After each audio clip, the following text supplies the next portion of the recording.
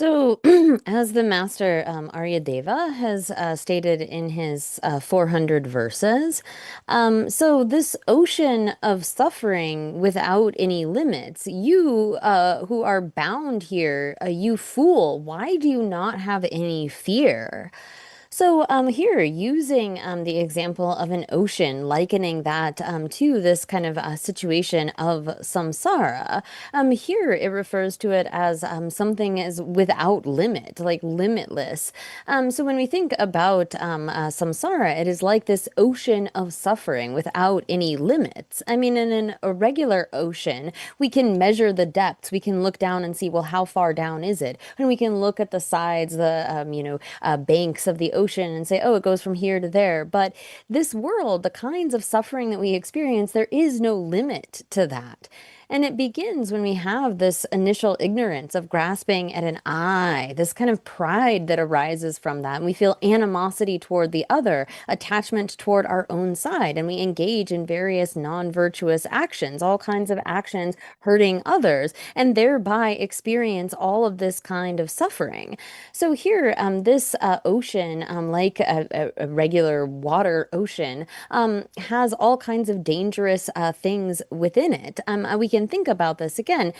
This ocean of suffering is said to be limitless. I mean, our rebirths within samsara are beginningless, and we experience all kinds of suffering due to this sort of cycle of our afflictions. And these are likened to the kind of poisonous snakes that might bite us in the water, or like a sort of sea monster or a crocodile, something that once it bites you, it doesn't let go, and you experience all kinds of suffering. And so this is the sort of situation of samsara. There are like whirlpools, we could say. Our birth and our death is kind of like dragging us, taking us to different areas and experiencing different sufferings. And so we have taken so many lives going up and down and subject to all of these kinds of different sufferings due to, again, our self-grasping, all of the kind of afflictions that arise from that, and then the negative behaviors that we engage in as a result of that. And so here, this verse where it says that there's this ocean of suffering without any limits, and you sort of fool, like you childish one or you stupid one, even, not knowing how to think, you are bound here in this situation. And why is it that you aren't afraid? Why don't you feel any kind of fear for the kind of situation that you are in, subject to these limitless sufferings of samsara, beginningless? I mean, sometimes we think that there is an end to a particular world, but there's not an end to the universe. There are many different world systems. So this ocean of samsara's suffering, we can say, is boundless in general. And here, again, this is something that occurs due to our self-grasping, giving rise to afflictions, and thereby engaging in actions that are harmful. We're bound in this cycle, but yet we don't seem to be afraid of what we are in.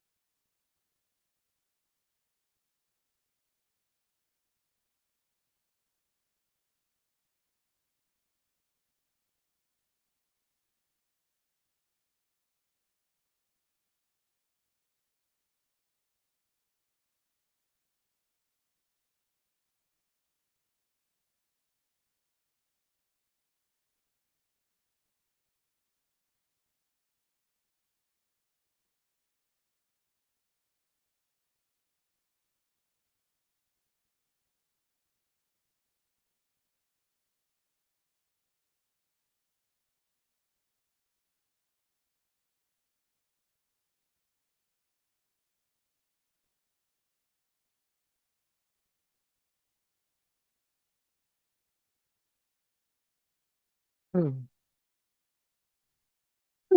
So, here in general, we can say that samsara has no beginning.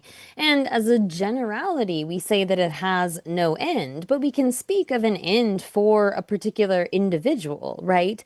So, there is an end for a being when we become a Buddha. We as individuals are able to, through attaining liberation, through becoming a Buddha, create an end to our own samsara, we can say. This being, because we as all sentient beings have Buddha nature, there is that possibility.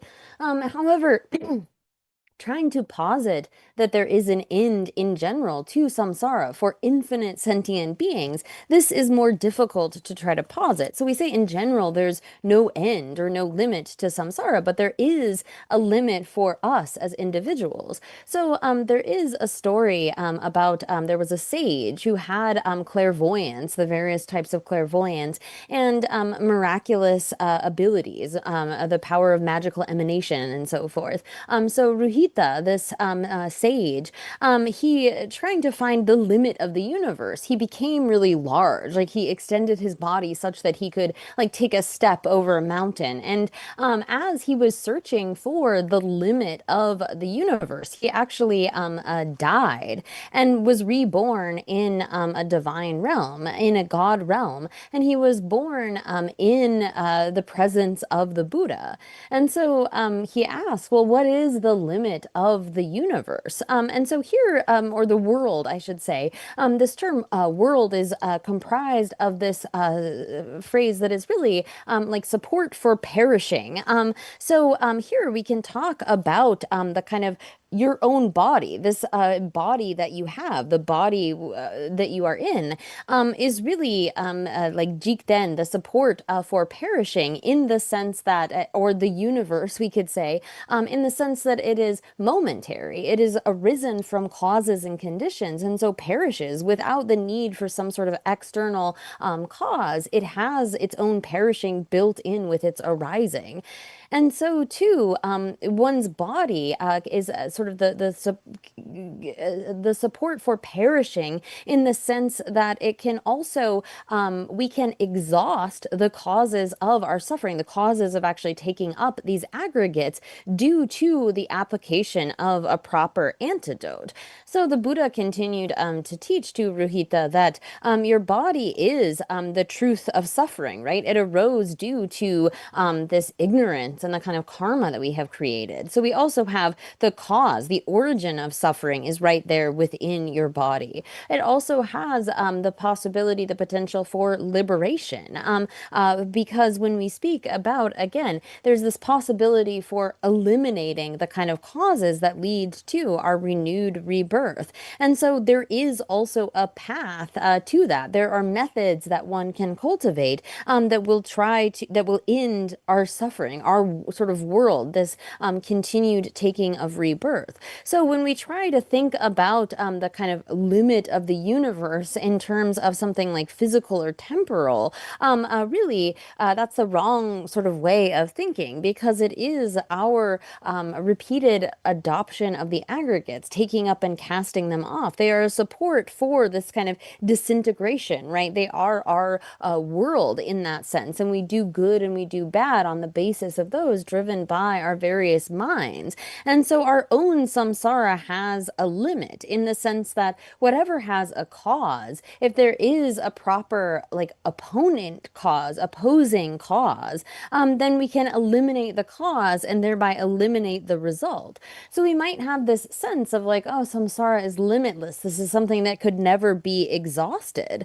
But it's actually the case that because this is something caused and we can identify that there is a properly like direct opposing sort of thought or antidote to the root of our taking rebirth, the root of our samsara is this grasping at a self. And the wisdom realizing selflessness, those are in direct opposition to one another.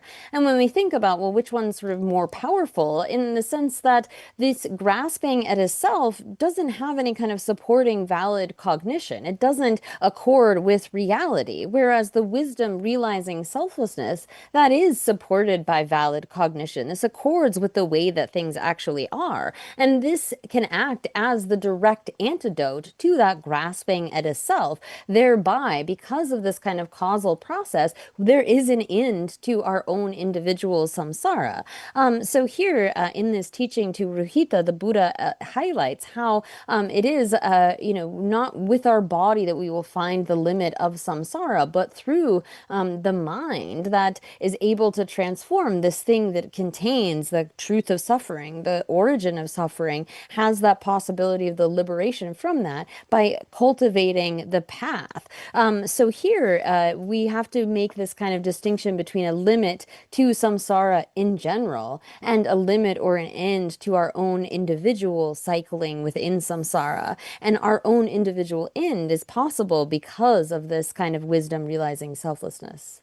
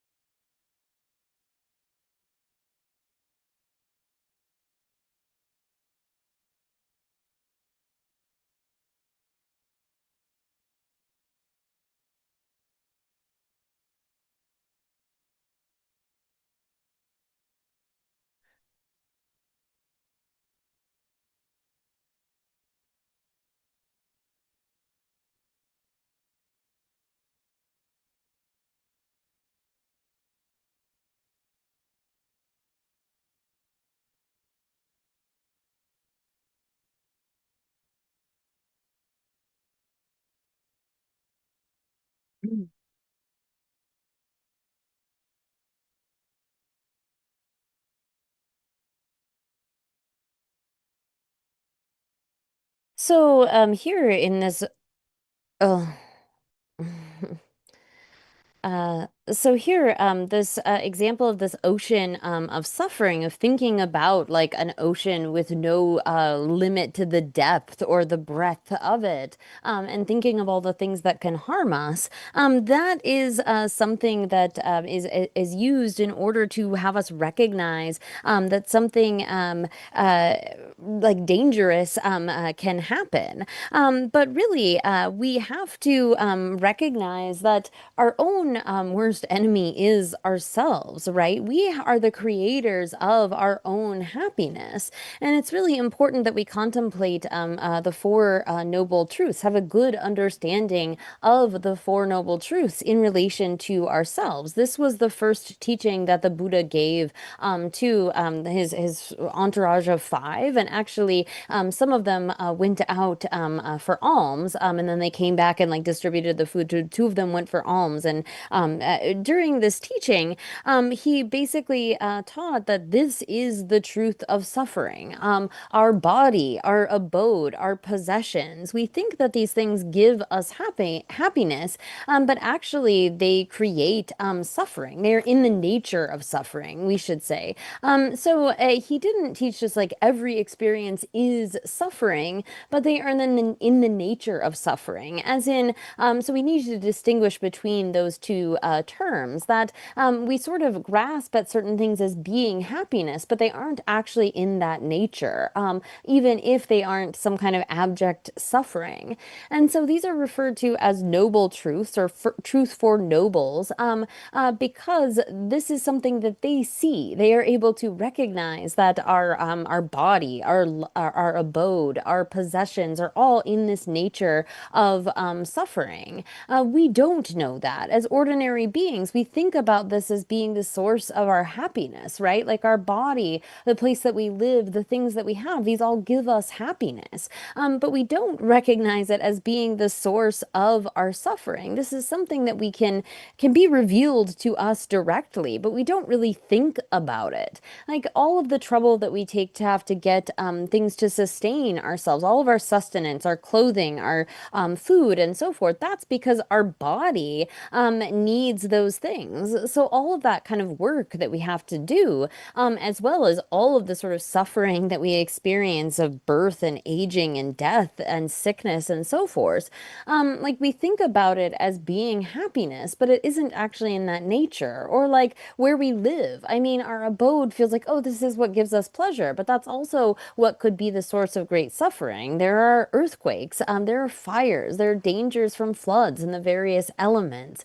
And so so recognizing, coming to see that, and so this is something that maybe we know in one sense when it comes up and we're experiencing it, but all of these different types of suffering that we can experience, that we do experience, beginning with when we are in the womb and then taking birth and aging, we experience sickness, we experience death, we meet with these things that we don't want to meet with, we try to get things that we want and we're not able to get them, we lose the things that we have and we love. So there are all kinds of different certainties and, or sorry, different sufferings. And when it comes to thinking beyond just the sort of sufferings of this life, we can also talk about the sufferings of uncertainty and never being satiated, the suffering of having to move lives, having to cast off aggregates and take up new ones. And so by recognizing particularly of the various characteristics of the truth of suffering, the Buddha taught impermanence and suffering. I mean, impermanence is letting us recognize or is pointing out to us that we won't remain forever, nor will those things that we love. We are going to have to be separated from the beings that we love, the possessions, our abode, even our own body. And it's really taught in order that we might not have such strong clinging to these things. We hold them as if they were permanent, as if we would have them forever. But nothing will remain. We will have to be separated from others. Even when our continua have sort of gone together for a while, at some point we are going to have to separate. And so thinking about this in the context of the being of small capacity, really this is in order to elicit a recognition that our life isn't stable or lasting. Our life is in the nature that it changes, and we need to actually contemplate this, not just sort of when we experience various types of suffering, be like, oh, this is suffering, and I'm so miserable right now. Or when we lose something, we only then think about impermanence. But by reflecting on it on a regular basis, we come to get rid of that clinging that we have. If we regularly contemplate this, we recognize that none of that is stable or lasting. And when we really begin to think about this, as it is said, the body is the real enemy here. Again, this is what hurts us most. Think about the sufferings that we experience are mostly on the basis of the body. If we were to be without a body of flesh and blood, there are so many things that we wouldn't have to take care of in terms of taking care of this body. But it's not as though because the body is the enemy, we should neglect it or abuse it in some way. But rather, the verse continues by saying, but it is on this, but we should take care of this. Because by living ethically for a long time, if we have a long life lived ethically, we can accumulate a mass of merit. And so here, all of these kinds of, in all of the ways that have been explained with regard to the truth of suffering, we can see that our body is the enemy in many ways, but we also should take care of it. We need to take medicine and think about our health and take a good care of that in order that with that long life, we can live ethically. We can live according to the laws, the karmic laws, as well as those of the country, and be able to, in that way, accumulate a great deal of merit, refraining from harming others, engaging in positive actions, and so forth. This is something that is really achieved, again, on the basis of eliminating that sort of rigid thinking that we have, where we cling to our our body, our house, our abode, our possessions as being in the nature of happiness, where we get so invested in them, and that when we then lose them, when we have to part with them, we feel a great deal of suffering. So here, by contemplating in this way, particularly recognizing impermanence and suffering, we don't get so clinging, so much grasping toward the objects that we normally do. And in this way, we are better able to sort of have the flexibility of mind to recognize the reality of impermanence and suffering. So here, having that good appreciation, understanding of the Four Noble Truths is really an important foundation for the whole practice of Dharma.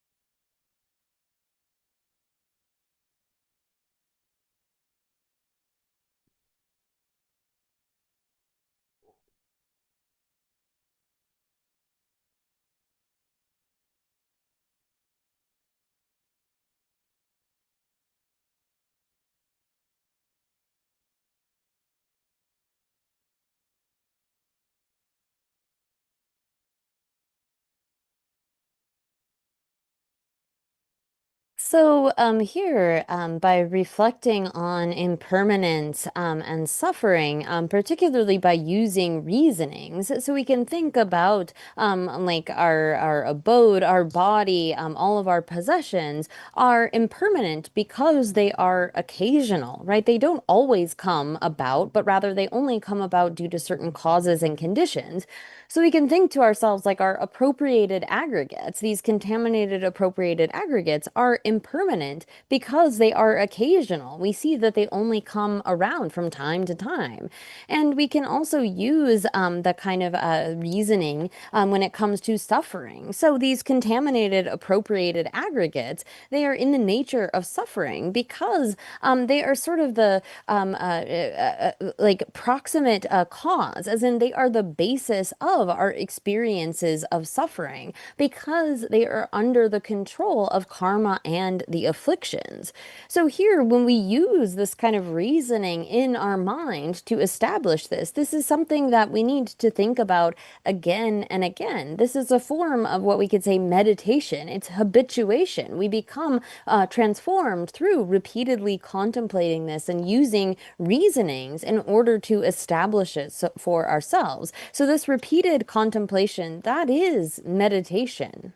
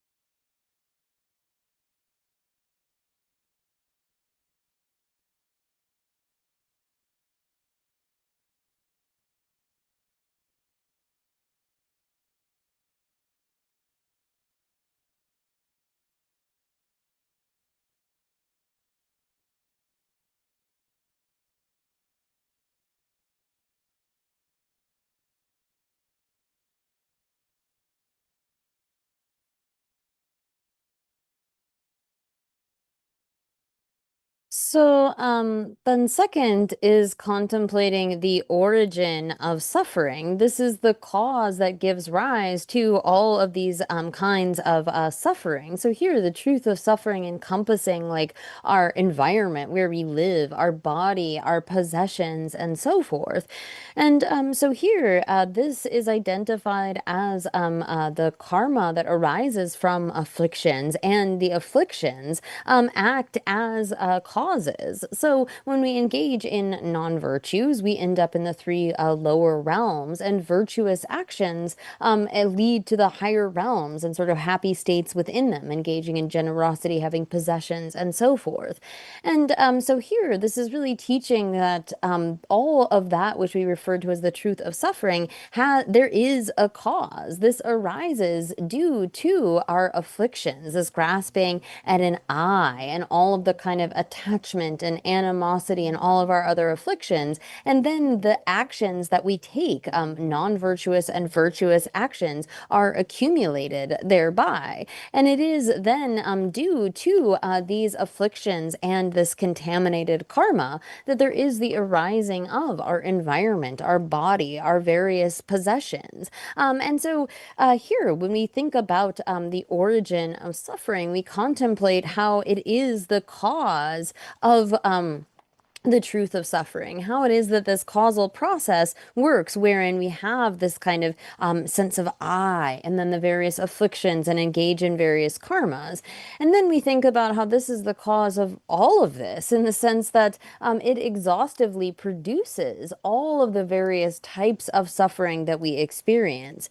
And it also does it in a really sort of strong way, in a very fervent way. We experience really terrible different kinds of intense sufferings due to this. And then it also acts as a condition. And this is really looking at, in the sense of our, sometimes translated as clinging or grasping, the eighth and ninth links in the 12 links of dependent origination that act to sort of nurture those karmas into a future existence. They act to foster or nurture those. Those then are the sort of conditions or the helpers. So we can contemplate the truth of the origin of suffering in the sense that this is the cause of my sufferings. It is the cause of all of these types of suffering. The manifold different sufferings come from these afflictions and the kind of actions that they drive.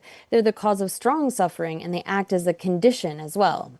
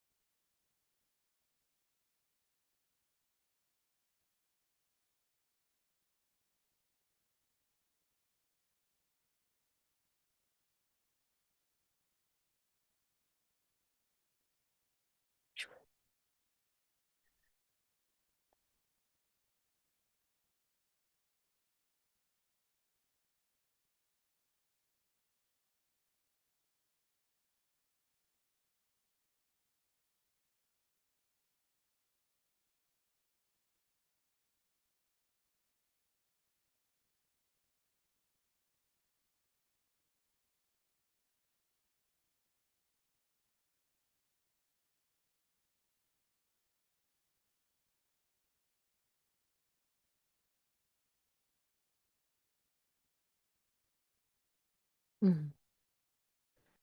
So then the truth of the origin gets at the cause that creates our engagement in samsara. So the truth of suffering and the truth of the origin of suffering teach, well, there is this resulting suffering, and there is a cause to that. And as far as the cause, it is our afflictions, that sense of an I, and then our attachment, our animosity, and our engaging in virtuous and non-virtuous actions. So we have that set of a result and a cause, or a cause and a result. And then there is that which pertains to liberation, a kind of freedom from that suffering. So this comes in the third and the fourth of the Four Noble Truths, the truth of cessation and the truth of the path. So here, the truth of cessation teaches, well, there is a way to get rid of the cause of samsara. We can get out of that. We can get to a point where we no longer have to uncontrollably take up and cast off our aggregates. There is a freedom from that. This is because if you abandon the afflictions, you abandon the karma that is driven by those afflictions, then you no longer are going to create the causes for being born in samsara, for that environment and body and possessions and so forth.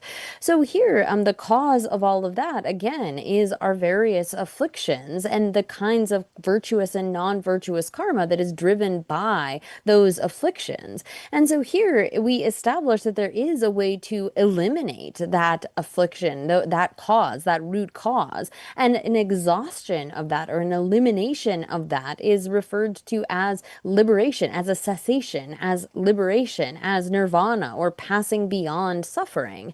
And this is possible because the root of all of this grasping at an I, the cause of our sufferings, the afflictions and the various kinds of karma that we create through those, is something that can be eliminated. So there is a cessation in the sense of there is the way to, by eliminating the cause of our suffering, achieve a complete eradication, like extricating ourselves from our sufferings, or from our afflictions, such that they will no longer arise again. So here the first sort of factor is cessation, and then there is peace. This is what brings about a kind of happiness and peace through the elimination of all of the causes of our suffering. And so too, it is referred to as being like excellent, in the sense that it is the ultimate kind of satiation for our mind. When we attain this state of liberation beyond the suffering of samsara, it is something that is the ultimate kind of satiation. And it is also referred to as definite emergence. This is the fourth of its characteristics, in that we are extricated, we are out of samsara in a way such that its causes will never return. We are never going to be subject to that cycling again. So here, those are the kinds of contemplations that we engage in surrounding this truth of cessation, which is the result, and then we'll get to the cause.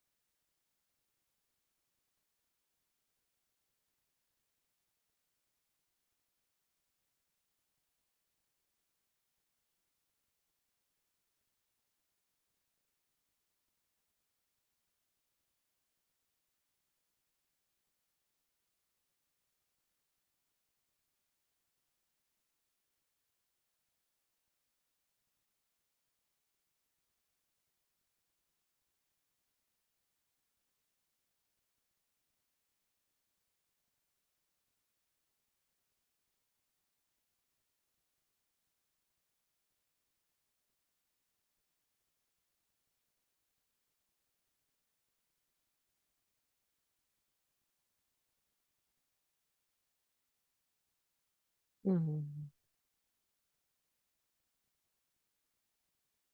So then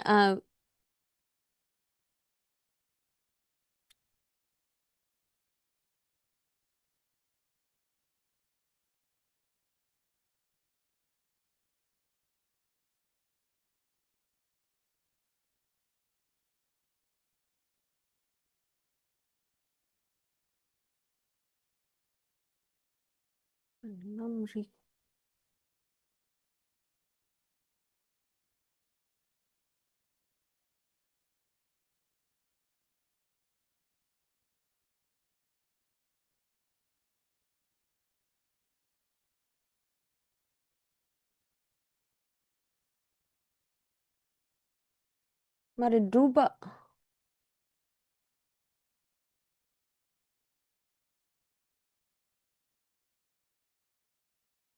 Drupa Marbe.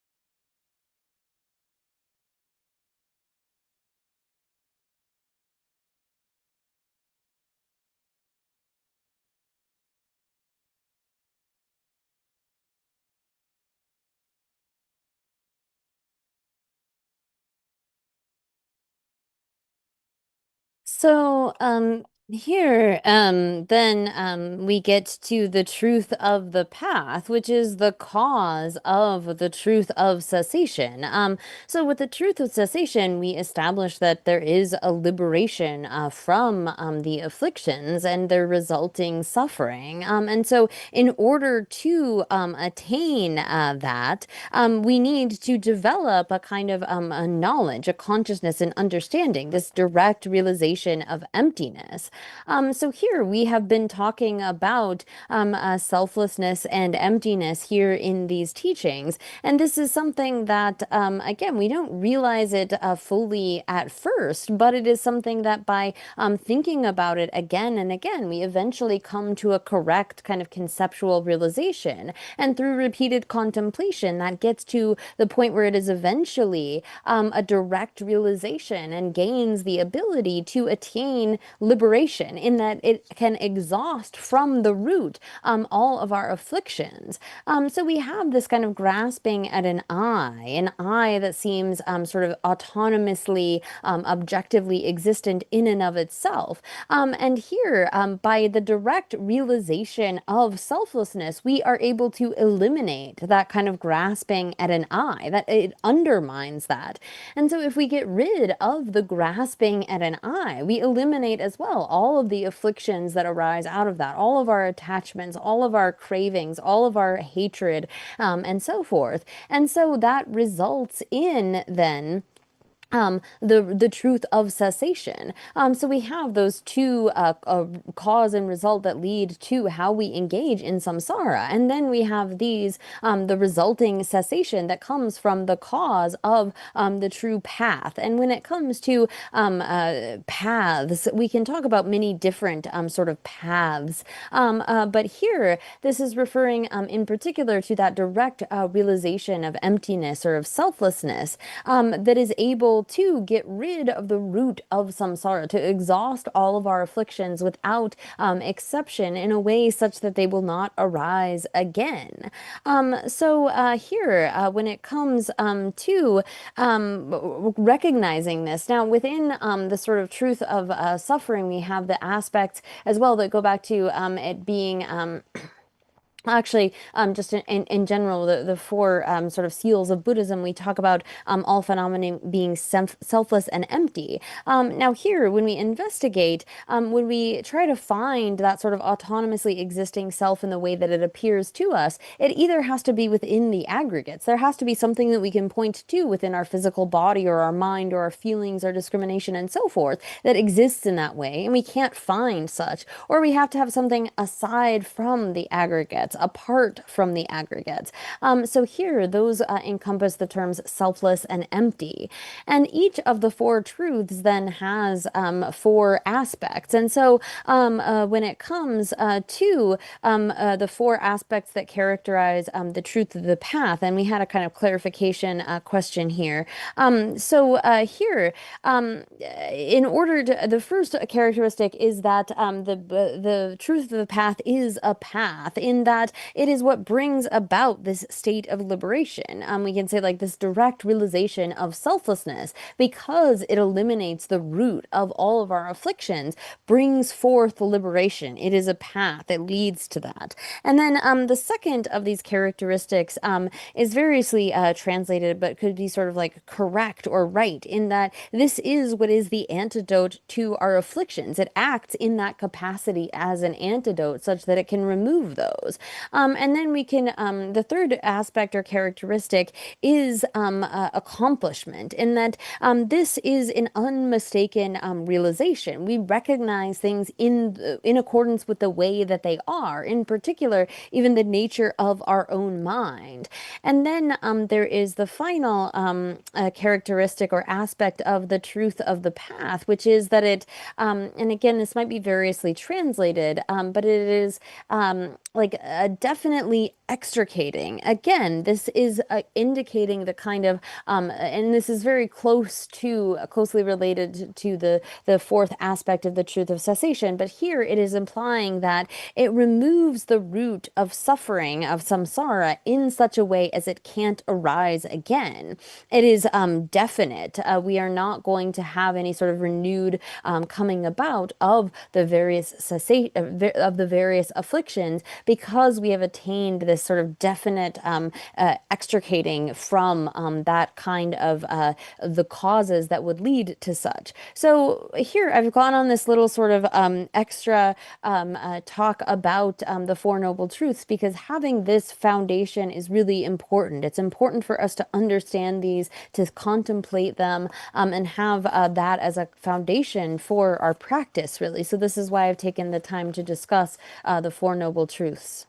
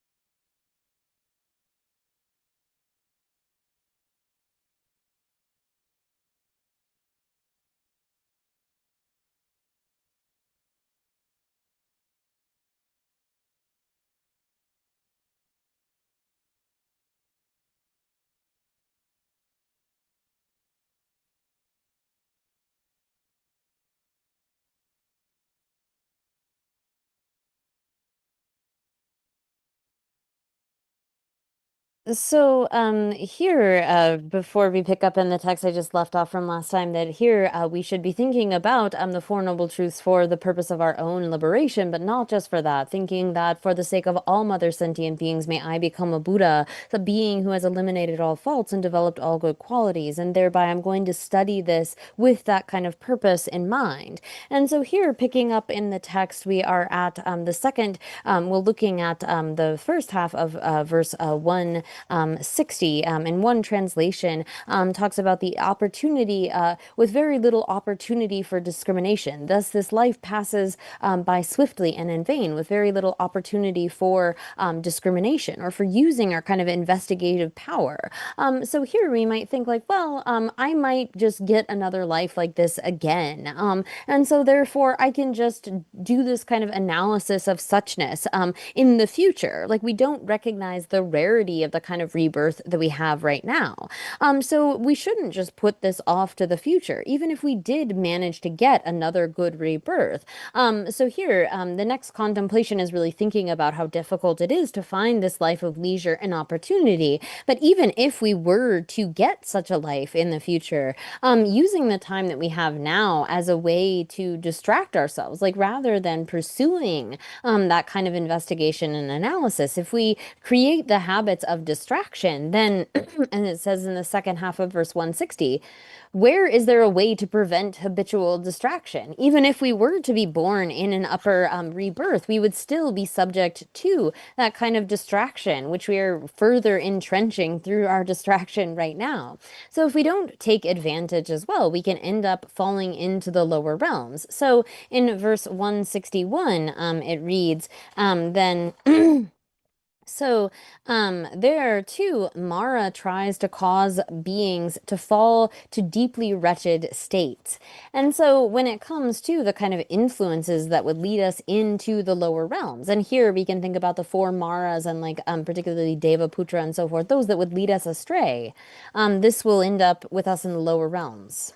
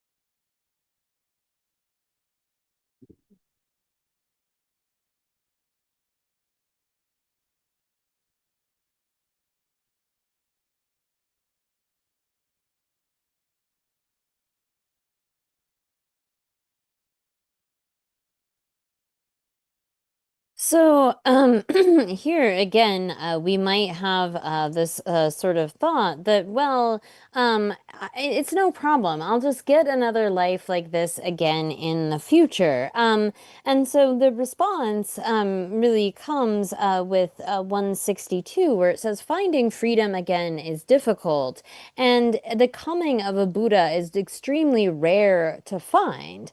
So here we might think like, oh, it's not so difficult to get a rebirth in the upper realms, and there I'll just be able to achieve liberation by meditating on faith, like meditating on faith in the three jewels and asking, requesting their blessings. That will be enough.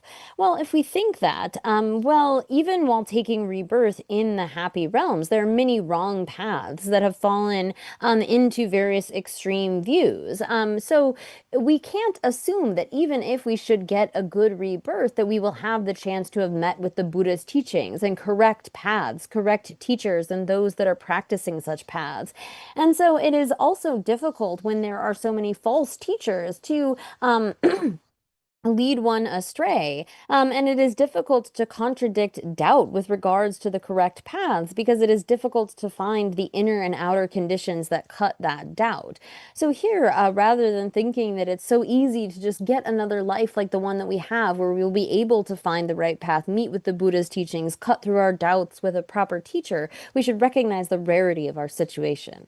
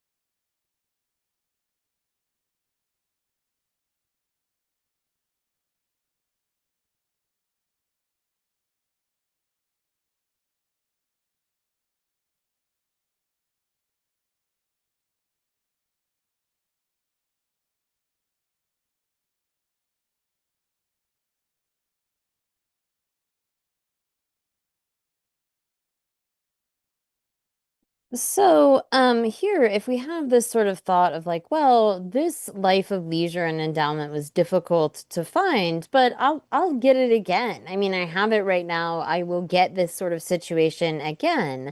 Well, really, we should contemplate again that finding freedom again is difficult, and the coming of a Buddha is extremely rare to find. There are many eons that are like dark eons in which Buddhas don't come into the world. We can't make that kind of assumption that the Buddha will always be there, that we will always meet with the kinds of conditions that are conducive for our practice, that are conducive for improving our mind. It is so extremely difficult to have met with the Buddha's teachings, and so too, it is extremely difficult to get out of our afflictions. They're difficult to abandon, and this is really as it continues in the second half of 161. It is difficult to abandon the river of afflictions, and alas, weighed down by these, one continually suffers. And so we are so habituated since beginningless time to our afflictions that if we don't make an effort now, if we don't sort of begin to plant seeds or place imprints for some kind of a change, we become more and more ingrained in that. And so here it says, alas, like kind of an expression of sorrow, that we should be. If we don't abandon this, if we don't make an effort to, again, it is so difficult to be to get out of this river of the afflictions and thereby the kind of suffering that results from that. So we should be careful. We should recognize the opportunity of what we have right now to put down those kind of imprints, put down those sorts of seeds, take advantage of the conditions we have in order that we can have something better in the future, rather than saying, oh no, I'll just get another life like this. I'll just have this situation again. There's no guarantee of that. It's extremely rare.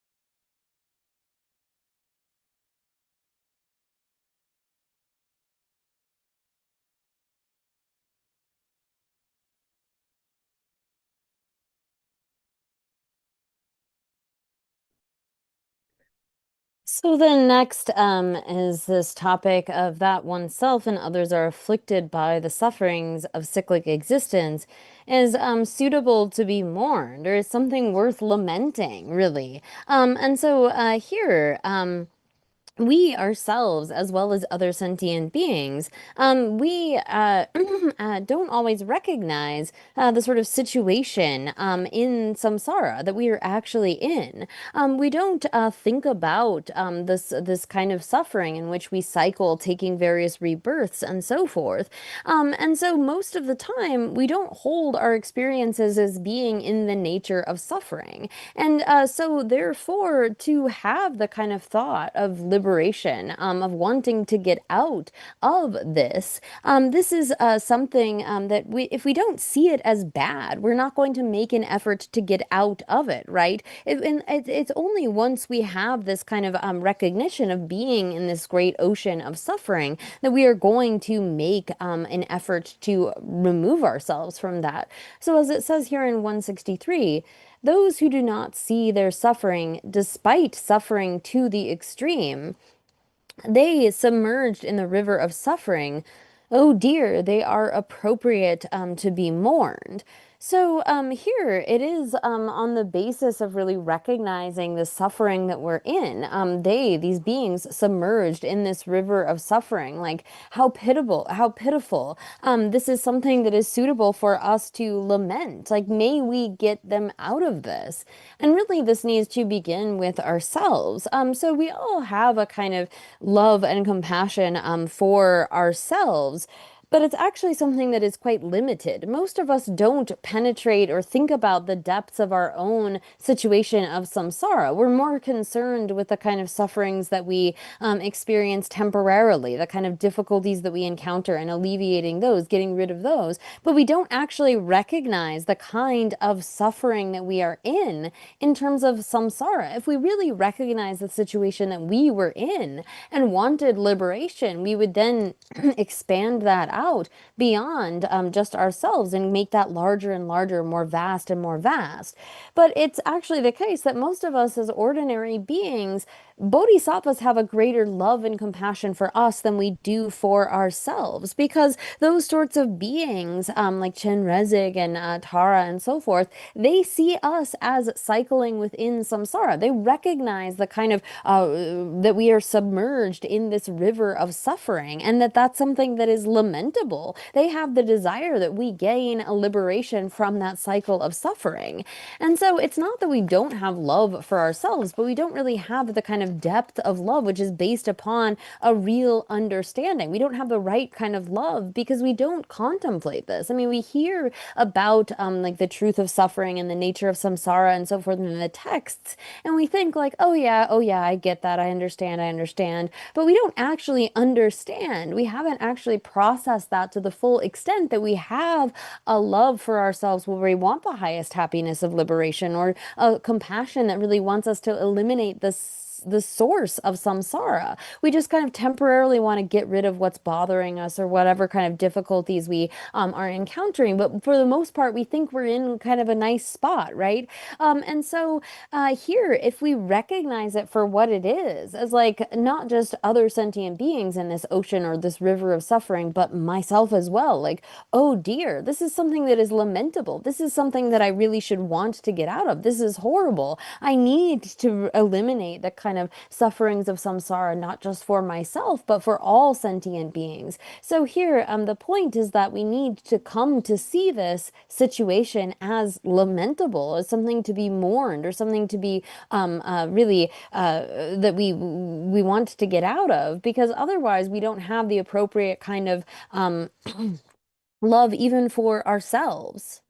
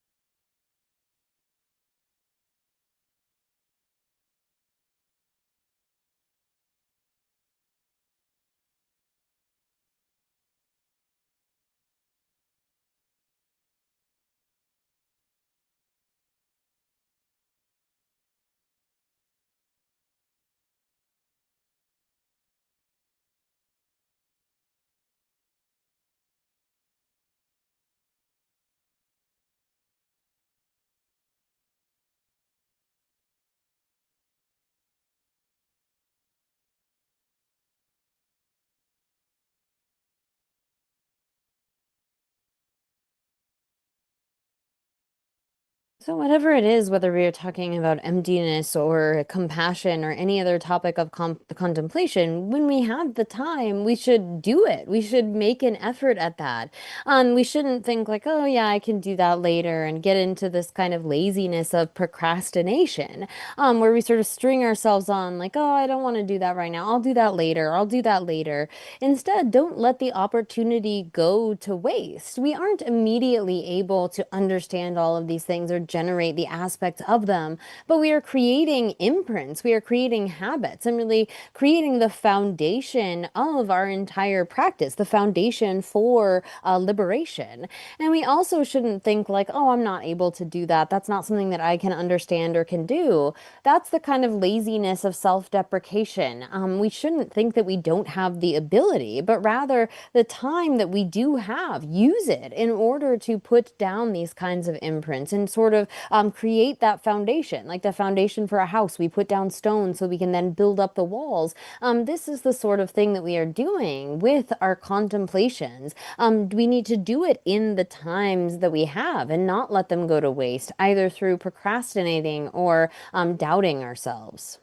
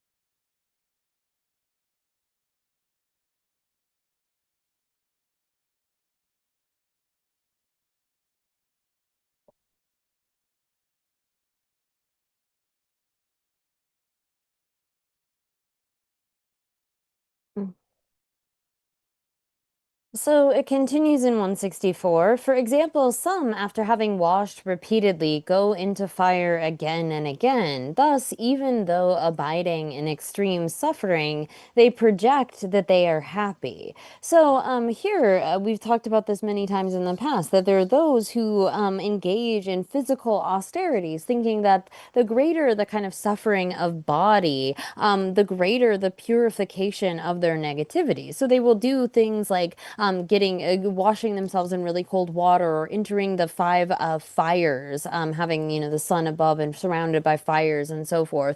They'll engage in various austerities like that. So, for example, there was a time when the Buddha saw a guy who was in really cold water, like shivering, and he asked him, "Well, what are you doing?" And the man replied, "Well, I'm going to purify my negativities. I'm washing away my negativities." And the Buddha said, "No, get out of there. You'll freeze. If it were the case that you could wash away your negativities in that way, then all the fish, all of the beings in the ocean would be completely purified." And so here, it is the case that the Buddha sort of in various of his stories gives this kind of advice that you can't purify the kinds of negativities. He met various individuals in towns and so forth and saw them doing these kinds of things. And he recognized that they see those practices as helpful, as being something that is going to purify and get rid of their negativities. So in that way, they project that they are happy, even though they abide in extreme suffering. And so they think that they are purifying themselves through these kinds of practices. But really, what is Dharma is something that is abandoning harm and doing what is beneficial for others. And so this is not something that falls into that, right? You are creating non-virtue sort of in and suffering in relation to yourself. Now, these beings, of course, they hold on to these austerities as being something that's going to be the source of happiness. They sort of cling or project onto it happiness by holding it to be a method for liberation. But of course, they aren't going to be liberated in that way. This is a mistaken kind of a path. Yeah. So those sorts of physical austerities, again, contradict the dharma of non-harm and benefit.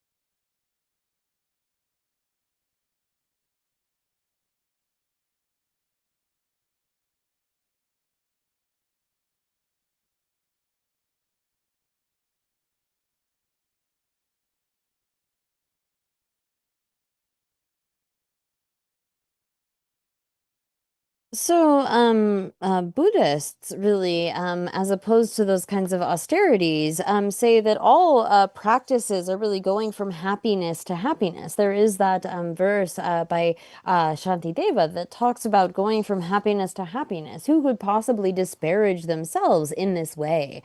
There's no need for such physical agony or agony through austerities, like to endure this really difficult kind of practice. Rather, by engaging in things like love, compassion, bodhicitta, emptiness, we are able to create happiness in the now and in the future by reducing our pride, by reducing our arrogance, our attachment, and so forth.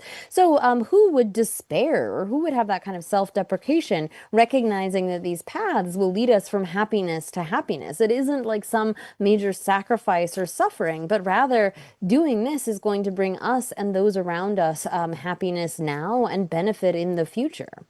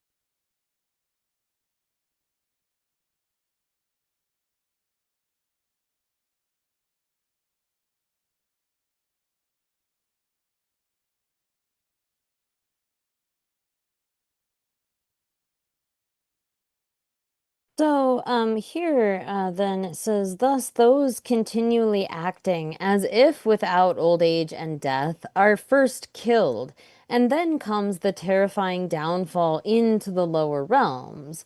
So, here, there are those who act as though they are like arhats, although, are still like us ordinary beings, but we act as if we had attained this state where we weren't going to experience, future suffering. So you act as though you were an arhat without death or sickness, even though that is definitely going to come. So here, this means being lazy, not making an effort at abandoning, avoiding non-virtuous actions, and creating the causes of our future happiness by doing virtue. But instead, we don't seem to worry about it. We sort of act as if we were already arhats, and that's fine. And so then there is the first suffering of being killed by the Lord of Death. Like when we face death, then without any means to stop or abandon that, we have to engage, we have to go forward.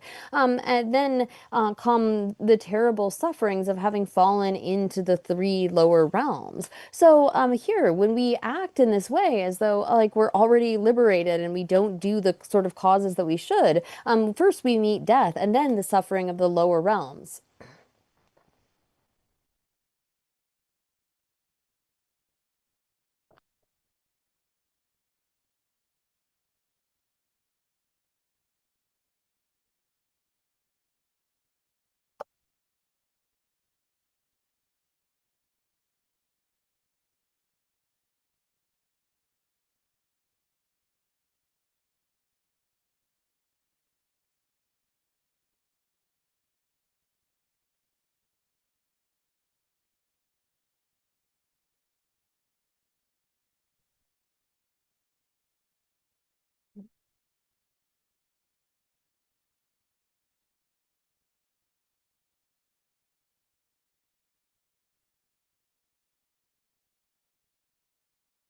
Mm, yes. So we're out of time for today.